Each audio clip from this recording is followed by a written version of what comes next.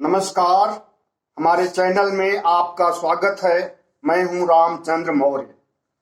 साथियों, 9 दिसंबर 2020 को जब किसान आंदोलन खत्म हो रहा था या स्थगित हो रहा था, तो उस समय किसानों में बड़ी खुशी थी, हर्षोल्लास था और जंग जीतने, आंदोलन में कामयाबी हासिल करने की खुशी थी। लेकिन वह खुशी अब काफूर हो चुकी है और किसानों को शायद ये अंदाजा नहीं था कि मोदी सरकार जो कहती है वो करती है नहीं, और जो करती नहीं वह कहती नहीं है। लेकिन अब किसानों को और किसानों के साथ साथ पूरे देशवासियों को जरूर भरोसा हो गया है कि मोदी सरकार ऐसी सरकार है जो अपने कहे को नहीं पूरा करती है। और शुरू से किसानों से संबंधित इसकी जो नीतियां रही हैं, रीतियां रही हैं, जो इसके लहजे रहे हैं, शुरू से ही किसान विरोधी थे। और जिस समय 9 दिसंबर को किसानों ने लिखित गारंटी के आधार पर किसान आंदोलन को स्थगित करने की बात कही थी, तो उस समय उन्हें पूरा विश्वास था कि प्रधानमंत्री नरेंद्र मोदी जरूर संवेदनशील होंगे और इस मसले का निराकरण करना चाहेंगे। जो 5 मांगे 6 मांगे रखी गई हैं, इसे भी पूरा करेंगे। लेकिन लगभग 1.5 महीने बीत चुके हैं और किसान आंदोलन को कामयाबी नहीं मिल पाई है। 3 काले कानूनों के अलावा 6 मांगे जो किसानों की थी, उसमें एक पर भी सरकार की मुहर नहीं लगी और कोई भी कार्रवाई नहीं हुई। न तो एमएसपी गारंटी के लिए कमेटी बनाने की कोई पहल की गई, न किसानों को बुलाया गया और न कमेटी के लिए विशेषज्ञों से कोई चर्चा की गई। इसी प्रकार से शहीद किसानों 700 शहीद किसानों के परिजनों को सहायता राशि देने के लिए मोदी सरकार ने जो हामी भरी थी कि पंजाब की तर्ज पर हम भी 5-5 लाख रुपए हर परिवार किसानों को देंगे जिनके यहाँ के लोग शहीद हुए हैं, लेकिन उस पर भी कोई कार्रवाई नहीं हुई। इसी प्रकार किसानों पर लगे मुकदमे भी नहीं हटाए गए और किसान अभी भी जेल में बंद हैं, जो आंदोलन के समय जेल में ठूस दिए गए थे। तो साथियों, अब किसान आंदोलन भी अपना पैंतरा बदल रहा है और मोदी सरकार के खिलाफ जिसका मोदी सरकार को डर था वही होने जा रहा है। 31 जनवरी से किसान आंदोलन उत्तर प्रदेश में और पूरे देश में किसानों के साथ वादा खिलाफी की गई। इसके लिए विश्वासघात दिवस मनाने जा रहा है और इस विश्वासघात दिवस के मनाने की वजह यह है कि मोदी सरकार की आंखें खोलना है और उसे जगाना है ताकि वह किसानों की याद करे और किसानों की समस्याओं के निराकरण के लिए प्रयास करे। लेकिन हमें नहीं लगता कि इस आंदोलन से 31 जनवरी के विश्वासघात दिवस से मोदी सरकार पर कोई असर पड़ेगा। इसलिए किसानों ने सोचा है कि देश भर के 500 जिलों में, तहसीलों में प्रदर्शन किया जाएगा, धरना प्रदर्शन किया जाएगा और यह प्रदर्शन शांतिपूर्ण होगा। स्थानीय प्रशासन को लिखित में अपनी समस्याएं लिख करके दी जाएंगी और किसान आंदोलन को प्रभावी बनाने के लिए, किसानों की बातें मनवाने के लिए जिला स्तर पर, तहसील स्तर पर काम किया जाएगा। विश्वासघात दिवस के दौरान पर्चे बांटे जाएंगे, स्लोगन दिए जाएंगे, मीडिया से मुखातिब हुआ जाएगा और वोट पर चोट करने की बात भी कही जाएगी। वैसे वोट पर चोट के लिए इनकी शुरुआत 3 फरवरी से हो रही है। 3 फरवरी से किसान उत्तर प्रदेश मिशन की शुरुआत कर रहे हैं और इस उत्तर प्रदेश मिशन में मोदी सरकार को और योगी सरकार को गिराने और हटाने की बात कही जाएगी। अभी तो निशाना सिर्फ योगी सरकार पर रहेगा और बाद में यह निशाने का दायरा बढ़ करके मोदी सरकार तक भी जा सकता है। तो साथियों, 31 जनवरी और 3 फरवरी अभी आंदोलन के लिए यही तिथियां घोषित की गई हैं। और वैसे 23-24 फरवरी को ट्रेड यूनियन, केंद्रीय ट्रेड यूनियंस चार लेबर कोड को वापस लिए जाने पर नाराजगी जाहिर की है, जो कि किसान आंदोलन से संबंधित वो ट्रेड यूनियन नहीं है। और उन्होंने, इन ट्रेड यूनियन ने निजीकरण का भी विरोध किया है और लेबर के खिलाफ, मजदूरों के खिलाफ जो सरकार ने नाइंसाफी की है, 4 कोड को वापस लिया है, उसको बहाल करने की मांग करेगा। तो उसको भी किसान आंदोलन, एसकेएम, संयुक्त किसान मोर्चा समर्थन देगा।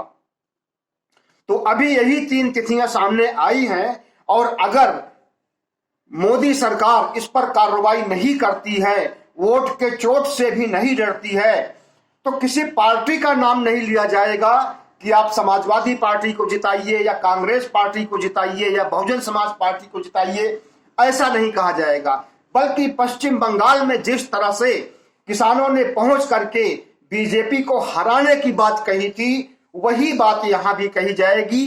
किसी पार्टी को प्रत्यक्ष साथ नहीं दिया जाएगा और न उन्हें किसान आंदोलन के नेताओं को पार्टी के पक्ष में प्रचार करने के लिए छूट दी जाएगी और न किसान आंदोलन से संबंधित झंडे, बैनर, पोस्टर का इस्तेमाल करने दिया जाएगा राजनीतिक पार्टियों को, चाहे वो सपा हो, चाहे वो बसपा हो या कांग्रेस हो या आम आदमी पार्टी हो, किसी पार्टी को यह अधिकार नहीं दिया जाएगा। हाँ, सिर्फ इतना है कि किसान ये बात जरूर कहेंगे कि वोट पर चोट करनी है और अप्रत्यक्ष रूप से किसानों की यह कवायद समाजवादी पार्टी के हित में जाएगी, क्योंकि कुछ किसान नेता कुछ चैनलों पर, कुछ यूट्यूब चैनलों पर कहते हुए पाए जा रहे हैं कि समाजवादी पार्टी जो घोषणाएं कर रही है, उन घोषणाओं का आधार भी बता रही है कि अगर हम 300 यूनिट बिजली माफ करेंगे और किसानों की पूरी बिजली माफ करेंगे तो उसकी भरपाई कहां से होगी, यह भी बता रहे हैं। और इसी तरह से लैपटॉप के बारे में या और जो भी लोक लुभावन वादे नारे हैं समाजवादी पार्टी के, उसे जमीनी स्तर पर लाने के लिए वे ऐसी दलीलें दे रहे हैं जो कि जनता के बीच में अच्छे संदेश के रूप में जा रहा है। और दूसरी तरफ भारतीय जनता पार्टी है कि उसके पास तो विकास के लिए या विकास करने के लिए या विकास की योजनाओं को आगे बढ़ाने के लिए कोई न नियति है और न प्लान है और न कोई इंफ्रास्ट्रक्चर है। तो ऐसे में भारतीय जनता पार्टी को हराने के लिए इनडायरेक्ट रूप से किसान आंदोलन कोशिश करेगा कि समाजवादी की सरकार बने और समाजवादी की सरकार में वे अपनी मांगों को मनवा सकते हैं और किसानों के हित में फैसले करवा सकते हैं। तो साथियों, आज बहुत से चैनलों पर किसान सक्रिय हैं और किसान के नेता सक्रिय हैं और वे बयान दे रहे हैं कि कल 30 जनवरी है, गांधी जी की शहादत दिवस है, बलिदान दिवस है, इसे देश भर में मनाया जाएगा, इसीलिए इस दिन को छोड़ दिया, नहीं तो इसी दिन किसान आंदोलन जनादेश वादा खिलाफी के खिलाफ कोशिशें करता और विश्वासघात दिवस मनाता।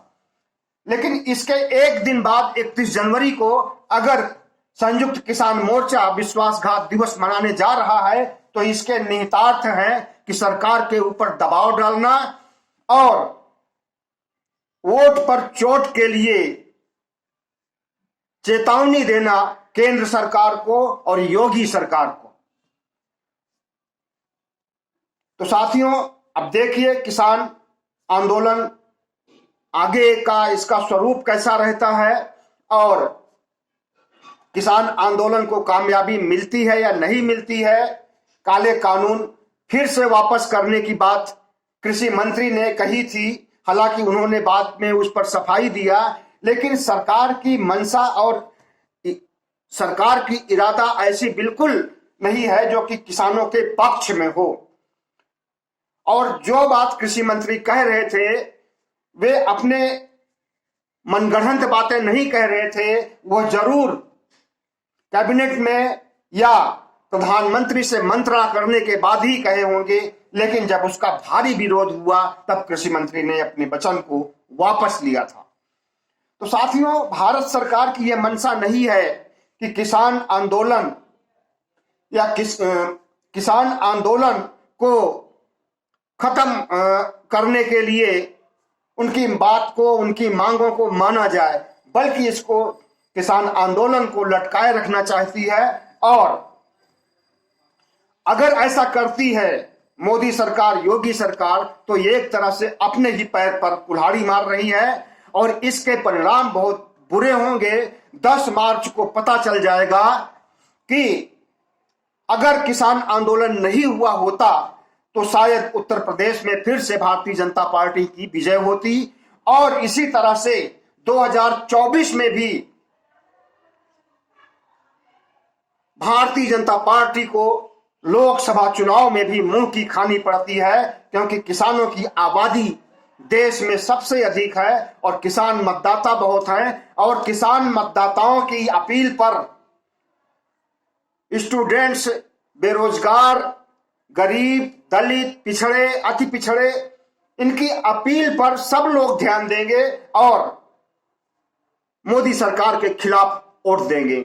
इसलिए अगर समय रहते हुए मोदी सरकार होश में आ जाती है और किसानों की मांगों को मान लेती है, किसानों को सम्मान देती है, तो हो सकता है कि उसे उत्तर प्रदेश में कुछ फायदा मिल सके। खास करके पश्चिमी उत्तर प्रदेश में उसे कुछ वोट किसानों से मिल सके, लेकिन ऐसा लगता नहीं है। फिलहाल भारतीय जनता पार्टी पश्चिमी उत्तर प्रदेश में किसानों को पटाने के लिए, जाटों को पटाने के लिए, वहां के दलित वोटर्स को पटाने के लिए तमाम तरह की बातें कह रही है और तमाम तरह के अफवाह फैला रही है, र्यूमर फैला रही है। और अब देखिए उसे कितनी कामयाबी मिलती है, लेकिन इतना तो निश्चित है, जाट वोट और मुसलमानों के वोट वहां से बिल्कुल नहीं मिलने वाले हैं। लगभग 30% वोट दलितों के हैं और पिछड़ों के हैं। हो सकता है कि उसमें सेंध लगाने में कुछ कामयाबी भारतीय जनता पार्टी को मिल जाए और डूबती हुई नैया को एक तिनके का सहारा मिले, लेकिन ऐसा भी नहीं लगता है, क्योंकि जितने भी दलित और पिछड़े हैं, दलितों का वोट तो मायावती को जाना है और पिछड़ों का वोट, अति पिछड़ों का वोट समाजवादी को जाना है। तो ऐसे में नहीं लगता कि भारतीय जनता पार्टी पश्चिमी उत्तर प्रदेश में कोई कारनामा कर पाएगी और सीटें हासिल कर पाएगी। और अगर पश्चिम उत्तर प्रदेश हाथ से गया तो किसानों की वोट पर चोट की नीति सही साबित होगी और भारतीय जनता पार्टी को हार नहीं, बुरी तरह से हार का सामना करना पड़ेगा। बहुत बहुत धन्यवाद। हमारे चैनल को सब्सक्राइब कीजिएगा, लाइक कीजिएगा और शेयर कीजिएगा।